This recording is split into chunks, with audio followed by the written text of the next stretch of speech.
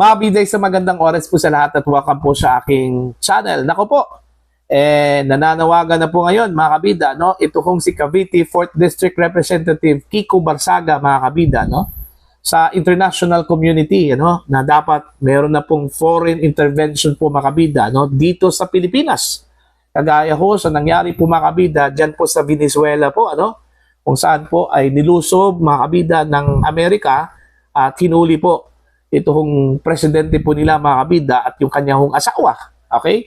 Dahil ho sa akusasyon na drug lord ito hong si President Maduro, ano, mga kabida. At inihalin tulad po mga kabida ni Congressman Kiko Barsaga ang Venezuela dito sa Pilipinas. Okay? Eto, babasahin ko lang po ito hong article po ng ang balita ngayon, ano po, mga kabida, no?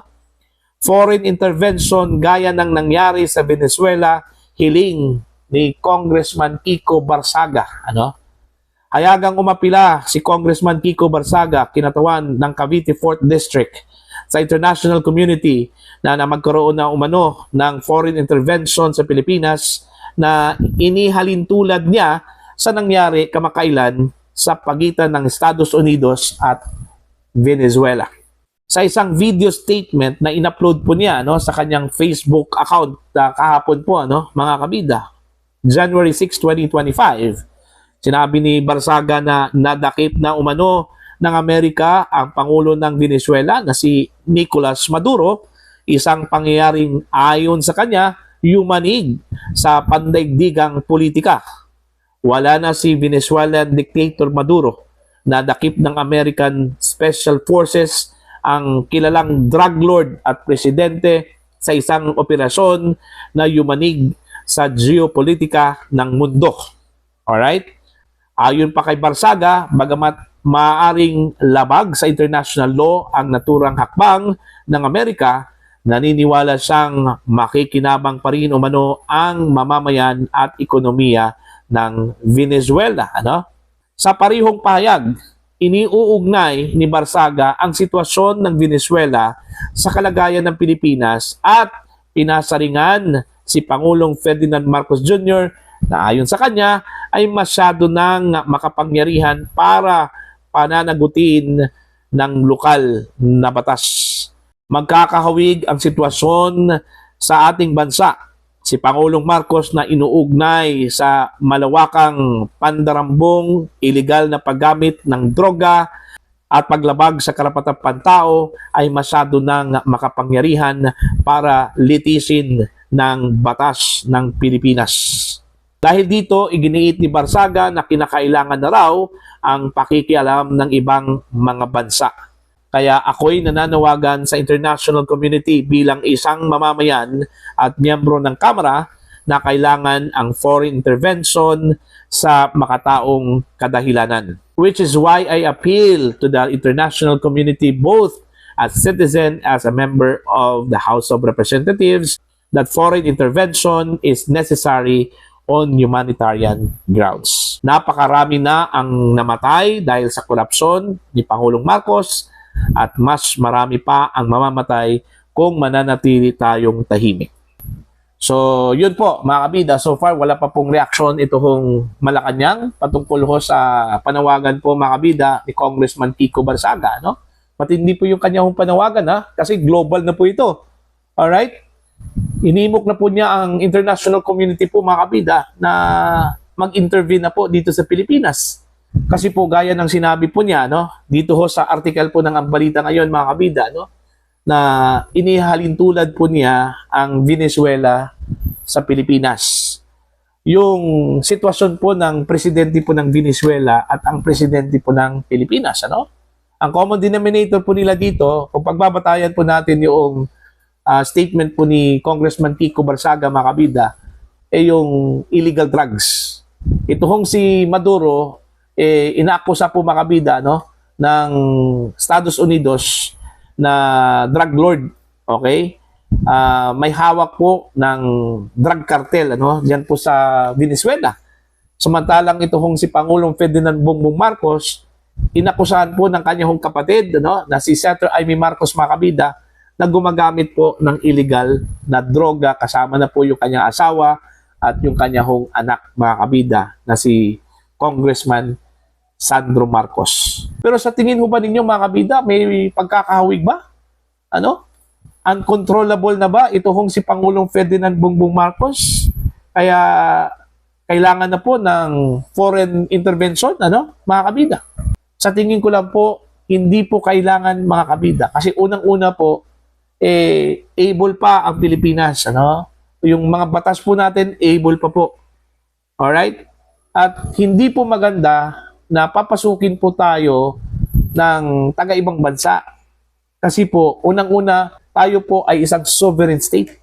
Meron po tayong soberanya po, mga kabida, no? At hindi po tayo papayag, ano, na gambalain at isuppress yung ating sovereignty. Kaya nga tayo lumalaban sa China po, ano, mga kabida, kasi po, iginigit po natin yung ating sovereignty. Tayo po ay isang sovereign state at hindi ho dapat tayo panghihimasukan po ng mga taga-ibang bansa, mga kabida. Alright? Mayroon po tayong mga batas dito na umiiral. Okay? Kung si Pangulong Marcos ay meron pong kasalanan po sa mga batas po natin, dapat lilitisin po si Pangulong Marcos, okay, ayon po sa mga batas po natin, ano, mga kabida. Okay? Kaso lang po, pwedeng ibalik yan, mga kabida, ano? Kasi po, yung ginawa po ng Marcos administration kay dating Pangulong Rodrigo Roa Duterte, taliwas po, mga kabida, no? Sa dapat mangyari ho. Kasi unang-una, gaya ng sinabi ko po, able pa yung ating batas, yung justice system po natin, able pa, buhay na buhay pa, no? Mga kabida, no? So, dapat, yung nangyari ho kay dating Pangulong Rodrigo Roa Duterte, dito dapat sa Pilipinas, nililitis yung kanyang kaso, ano? Dito dapat siya sinampahan po ng kaso po, ano? Mga kabida. Okay? Kagaya po ng mga aligasyon laban ho kay Pangulong Marcos, corruption issue, at ito hong paggamit po ng illegal na droga, no? Hindi ho dapat mangingialam ang ibang bansa, mga kabida, no? Yung nangyari ho sa Venezuela, napakalayo po, ano, dito sa Pilipinas. Okay? Hindi ho tayo katulad po ng Venezuela, no, mga kabida. Kung saan po ay grabe, talamak na po yung illegal na droga po doon, ano? Mismo na ang gobyerno at ang mga opisyal po ng gobyerno ang nagbebenta na po ng illegal na droga po doon. Alright? Doon po sa Venezuela. Okay? Although dito sa Pilipinas, hindi po yan kinukonsinti po ng gobyerno, ano, mga kabida. Yung aligasyon laban po kay Pangulong Ferdinand Bongbong Marcos is merely use lang po yun, ano, mga kabida. Batay ho sa sinabi po ni Senator Amy Marcos at hindi pa po yan napapatunayan sa ngayon, mga kabida. Kaya nga sa puntong ito, mga kabida, medyo hindi ho ako sang-ayon po doon ho sa panawagan po, ano, ni Congressman Kiko Barsaga, ano po, na kailangan na po ang foreign intervention po dito sa Pilipinas, ano po, mga kabida. Hindi ho ganun po kalala, ano, kung ikukumpara po natin sa Venezuela po, ito hong Pilipinas, ano, mga kabida.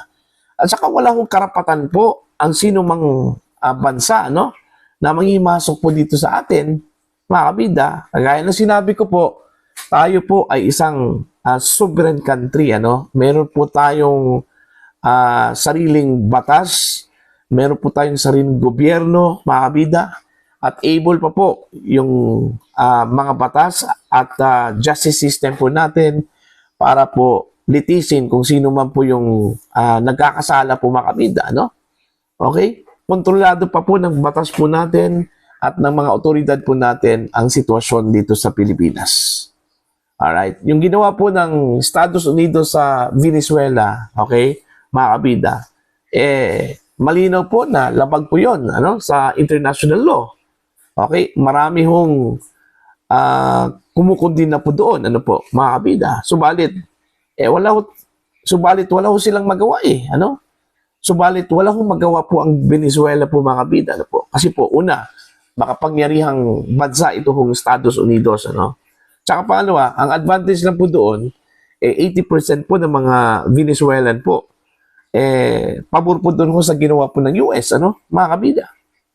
Okay? Matagal na palang ayaw ho ng mga Venezuelan, ito ho si Maduro, ano?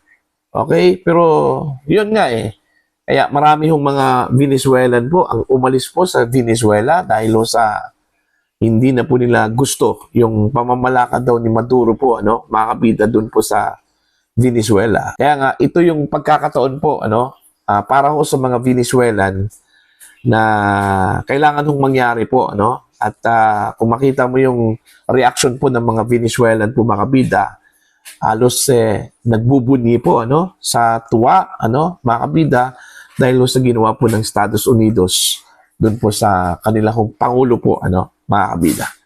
Kaya dito sa Pilipinas, kung ikukumpura po natin yan, napakalayo po, napakalayo talaga.